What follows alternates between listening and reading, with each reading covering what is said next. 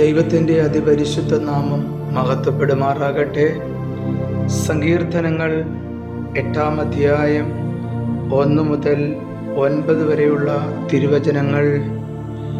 യഹോവയുടെ മഹത്വവും മനുഷ്യൻ്റെ ബഹുമാന്യതയും.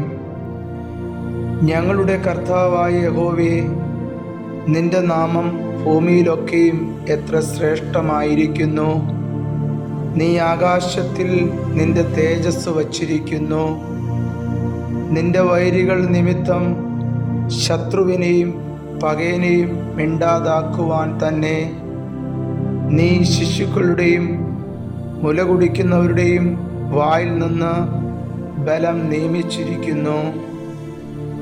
നിന്റെ വിരലുകളുടെ പണിയായ ആകാശത്തെയും നീ ഉണ്ടാക്കിയ ചന്ദ്രനെയും നക്ഷത്രങ്ങളെയും നോക്കുമ്പോൾ മർത്യനെ നീ ഓർക്കേണ്ടതിന് അവൻ എന്ത്?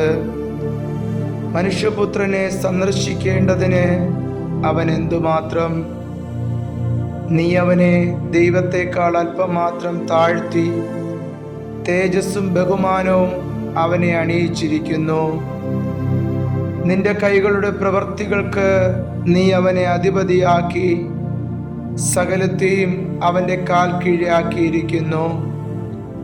ആടുകളെയും കാളകളെയും എല്ലാ കാട്ടിലെ മൃഗങ്ങളൊക്കെയും ആകാശത്തിലെ പക്ഷികളെയും സമുദ്രത്തിലെ മത്സ്യങ്ങളെയും സമുദ്രമാർഗങ്ങളിൽ സഞ്ചരിക്കുന്ന സകലത്തെയും തന്നെ.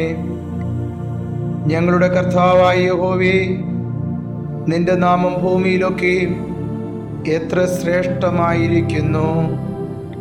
ഈ തിരുവചനങ്ങളാൽ ദൈവം നമ്മെ ധാരാളമായി അനുഗ്രഹിക്കുമാറാകട്ടെ.